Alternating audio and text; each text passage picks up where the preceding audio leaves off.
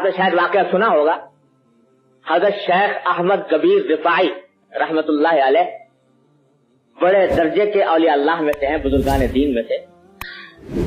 بہت مدت تک مدینہ طیبہ جانے کی خواہش تھی، آرزو تھی، ہر مسلمان کو ہوتی ہے، وہ تو اللہ والے بزرگ تھے، ان کو تو کتنی ہوگی. لیکن سال کی خواہش کے بعد موقع ملا ایک دن حاضری کا نبی کریم صلی اللہ علیہ وسلم کے روضہ اقدس کے سامنے. تو وہاں بے ساختہ جا کر 2 شعر پڑھے.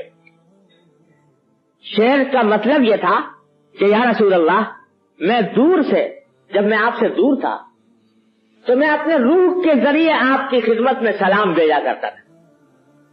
اللہم صلی علی سیدنا، درود کے ذریعے سلام بھیجا کرتا تھا. لیکن آج اللہ تبارک و تعالیٰ نے یہ موقع مجھے عطا فرمایا کہ میں خود آپ کے روضہ اقدس پر حاضر ہوں.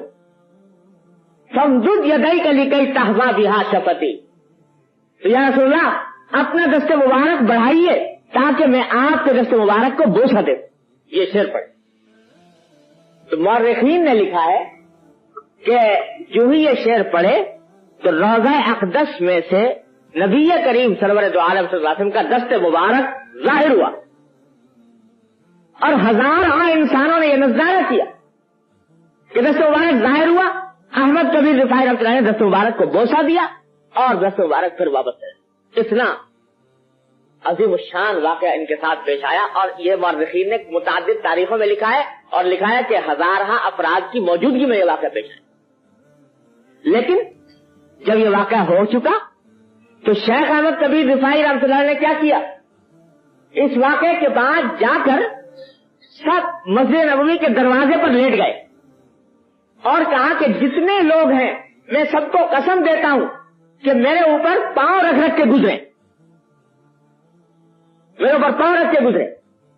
کیوں؟ اس واسطے کہ کہیں ایسا نہ ہو کہ جو عظیم الشان واقعہ میرے ساتھ پیش آیا ہے تو اس سے میرے دل کے اندر یہ کبر نہ پیدا ہو جائے کہ میرا تو مقام یہ ہے کہ رسول اللہ صلی اللہ علیہ وسلم کے مبارک میرے سامنے ظاہر ہو. یہ اپنی اصلاح کی فکر اس وقت بھی لگی ہوئی.